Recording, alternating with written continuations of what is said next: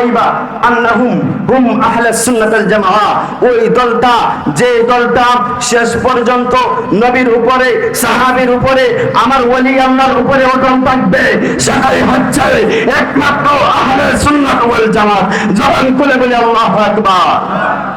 আজকে আমরা দেখতে পাচ্ছি বাংলার জমিনে যারা ইসলামকে কায়েম করেছে, বাংলার জমিনে যারা মাথার সিঁদুরকে মুছে দিয়ে মাথার মধ্যে কাপড় লাগানোর ব্যবস্থা করে দিয়েছে, যারা ধুতি খুলে লুঙ্গির ব্যবস্থা করেছে, পাঞ্জাবির ব্যবস্থা করেছে, আল্লাহর ওলিদের মাথার মধ্যে আক্রমণ করে, তারা কারা?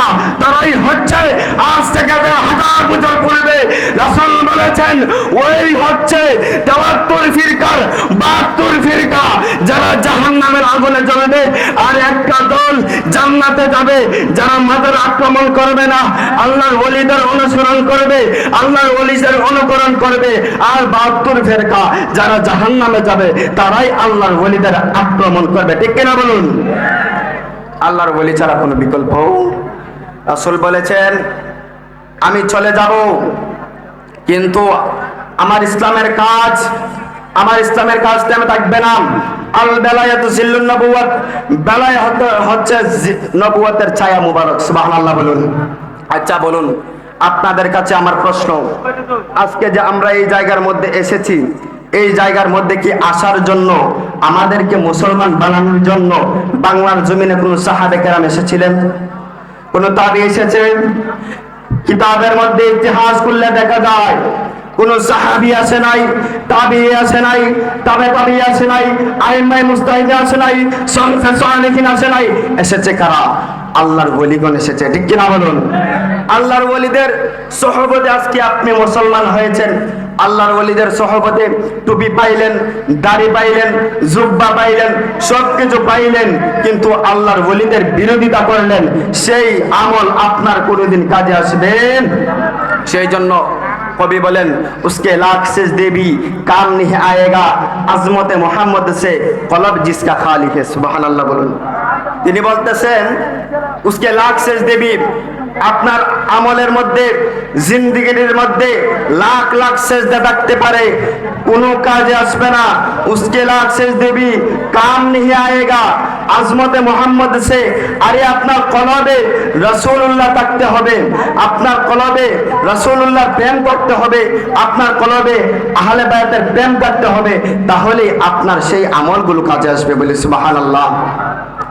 আহলে বায়াত কি জিনিস, কিভাবে ইসলাম এসেছে?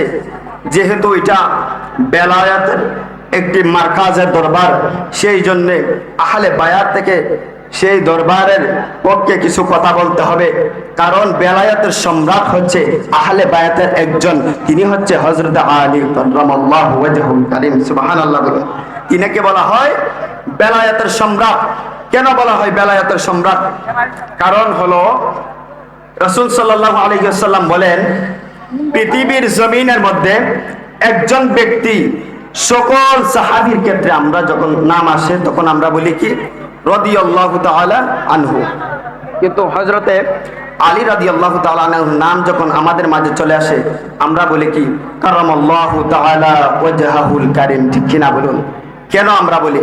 কারণ রাসূল বলেন পৃথিবীতে এমন একজন ব্যক্তি আছে যার জন্ম হয়েছে কাবা শরীফের ভিতরে। বলি সুবহানাল্লাহ।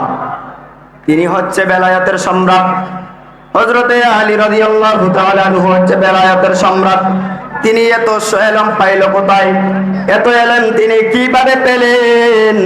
আমার রাসূল বলেন তিনি যখন কাবা শরীফের ভিতরে ভূমিষ্ঠ হলেন, অ্যাকর্ডিং টু মেডিকেল সায়েন্স, যখন একটি শিশু ভূমিষ্ঠ হয়, দুনিয়াতে আসার পর যখন সে কান্না না করে, চক্ষু না খুলে, তখন আমরা বলি মনে হয় সে মৃত হয়েছে। ঠিক কিনা বলুন? তেমনি ভাবে তিনি যখন কাবা শরীফের ভিতরে ভূমিষ্ঠ হলেন, তিনি চক্ষু খুলতেছেন না। কি করতেছেন না? চক্ষু খুলতেছেন না। সকলেই রাসূল সাল্লাল্লাহু আলাইহি ওয়াসাল্লামের দরবারে গেলেন, ইয়া রাসূলুল্লাহ, আপনার একজন ভাই এসেছে কাবা শরীফের ভিতরে, তিনি চক্ষু খুলতেছে না। আমার নবী বলেন আসাহি আসাহি, আমার নাতি এসেছে। সুবহানাল্লাহ বলুন। তিনি যখন কাবা শরীফের ভিতর থেকে হযরতে আলী রাদিয়াল্লাহু তাআলা আনহুকে বাহির করলেন। কেন বাহির করলেন সেটারও একটা কারণ রয়েছে।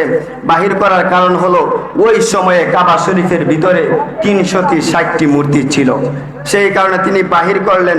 করার পরে তিনি যখন কুলে নিলেন, হযরতে আলী রাদিয়াল্লাহু তাআলা আনহু বলতেছেন, কুলে নেওয়ার সাথে সাথে খোদা কি কসম, রাসূল সাল্লাল্লাহু আলাইহি সাল্লামের যখন নবুয়তি সুঘ্রাণ, মেশক আম্বরের সুঘ্রাণ আমার নাকের মধ্যে লেগে গেল, আমি যখন শিউর হয়ে গেলাম, আমিও আর দুনিয়ার কারো সাধারণ মানুষের কুলে উঠি নাই, আমি এমন একজন পয়গাম্বরের কুলে উঠেছি যার জন্য আসমান, জমিন, লৌহ, কলম আমার আল্লাহ সব কিছু সৃষ্টি করেছে।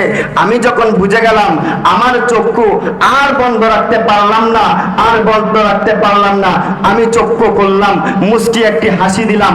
আমার নবী বলেন, ওই সময় যখন সে চক্ষুটা খুললো, মুষ্টি একটি হাসি দিল, আমি রাসূল আমার মুখের লালা মুবারক তার মুখের মধ্যে যখন ঢুকাইয়া দিলাম, তারপর থেকে তাকে আমি বলে দিলাম, আনা মাদিনাতুল ইলমে ওয়া আলিয়ুম বাবুহা। সুবহানাল্লাহ বলুন।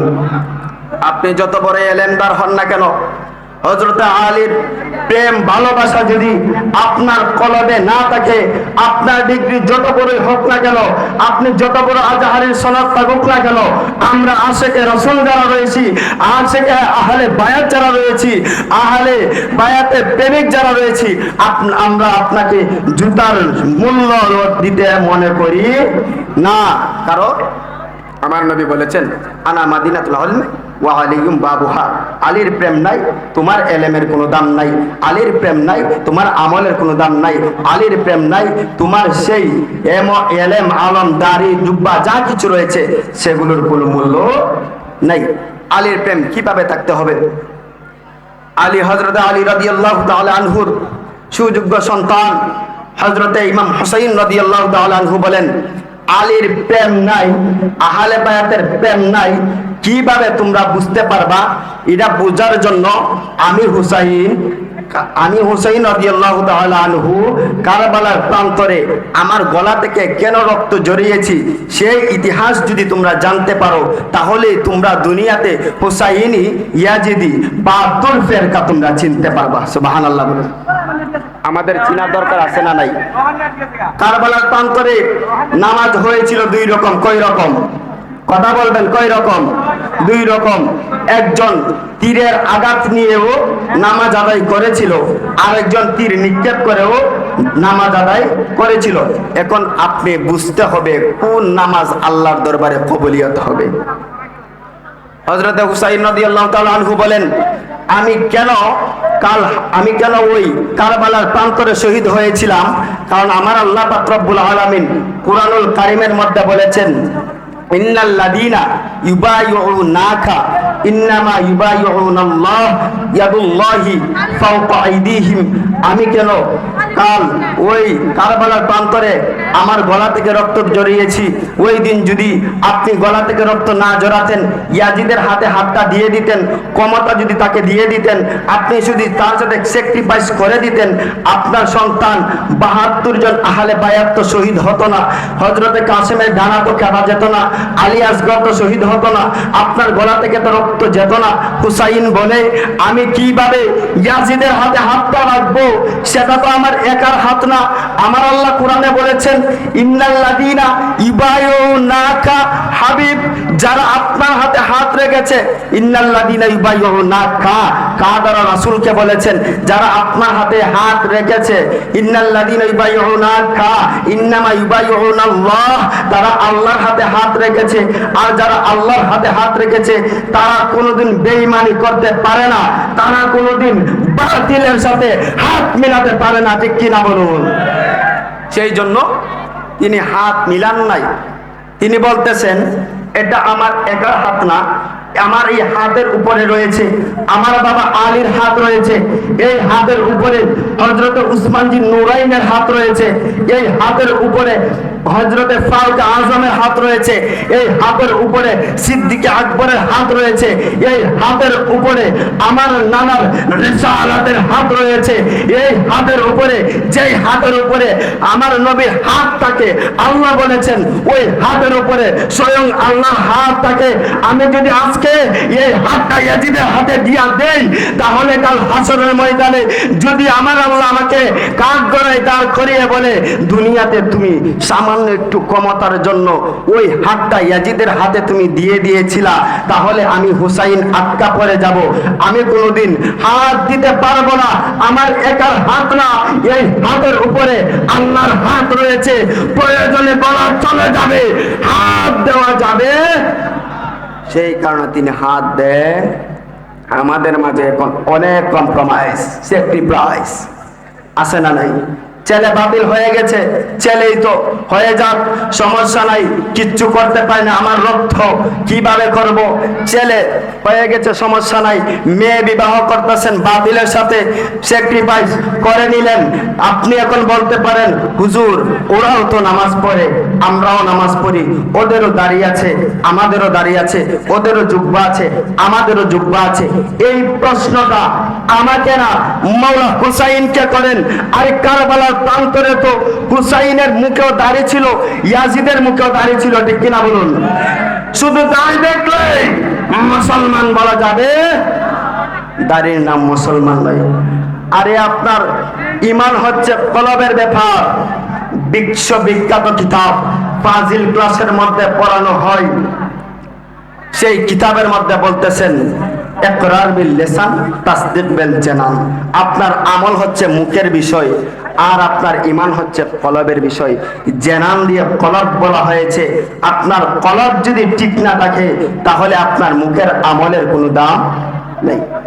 আমি যেই কথাটা বলছিলাম হযরতে আলী রাদিয়াল্লাহু তাআলা আনহুর কথায় আবার চলে যাচ্ছি। তিনি এমন একজন ব্যক্তি যিনাকে আমার আল্লাহ পাক রব্বুল আলামিন কাঁধে নিয়েছেন। সুবহানাল্লাহ বলুন। কিভাবে কাঁধে নিয়েছেন? ওই বিদায় হজের সময় কাবা শরীফের ভিতরে যখন 360 মূর্তি ছিল, কয়টি মূর্তি? 360 মূর্তি। নবীজি লাঠি দিয়ে একটি একটি একটি একটি করে ভাঙতেছেন। সর্বোচ্চ যে মূর্তিটা রয়েছে ওটার মাথা লাগল পাচ্ছে না। আমার নবী বলতেছেন আলী তুমি আমার খাদের মধ্যে উঠো। সুবহানাল্লাহ। তুমি আমার খাদের মধ্যে উঠো।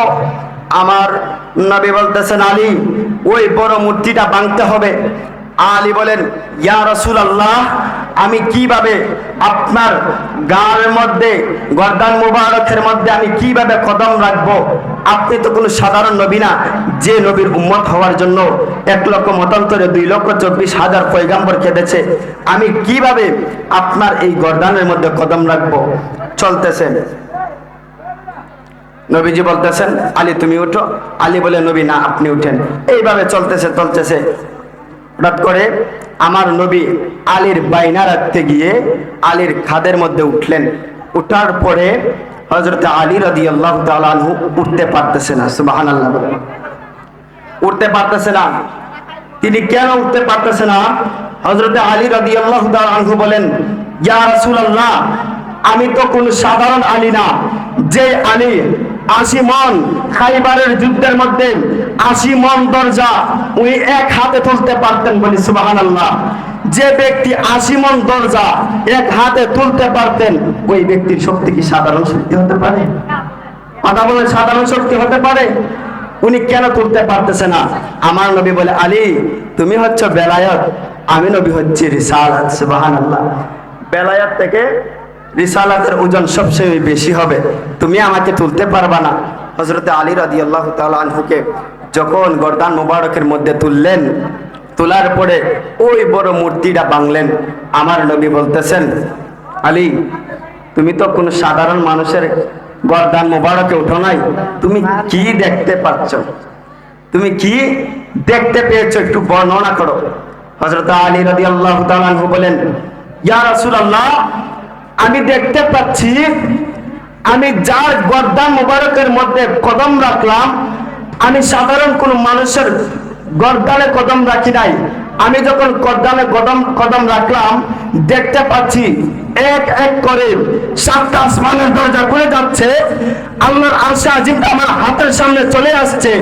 আপনি নবী যদি বলতে পারতেন, ইয়া রাসূলুল্লাহ, আপনি যদি বলতেন আলী তুমি আল্লাহর আরশে আজিমের পায়া নিয়ে আসো, আমি আলী ওই দিন আরশে আজিমের পায়া নিয়ে আসতে পারতাম। সুবহানাল্লাহ। উনি হচ্ছে ওই আলী, বুঝতে পারছেন কোন আলী? যিনি হচ্ছে বেলায়াতের সর্দার, যার কাছ থেকে বেলায়াত আসে। নবী বলেছেন আল বেলায়াতু জিল্লুন নবুওয়াত। সেই বেলায়াতের উপর যারা হাত তুলে কথা বলবে তাদের কোনোদিন ঈমান থাকতে পারে? কারণ যিনি আপনাকে মুসলমান বানিয়েছে উনার বিরুদ্ধে আপনি কথা বলবেন, আপনি কিসের মুসলমান? এই জন্য রাসূল বলেছেন সব 73 ফেরকার মধ্যে 72 ফেরকাই হবে জাহান্নামী। কি হবে? জাহান্নামী। একটি দল হবে জান্নাতি, সেই দলটা হলো মা আনা আলাইহি ওয়া আসহাবি, যেই দলটা নবী এবং সাহাবীর পথ ও মতের মধ্যে থাকবে। বলি সুবহানাল্লাহ।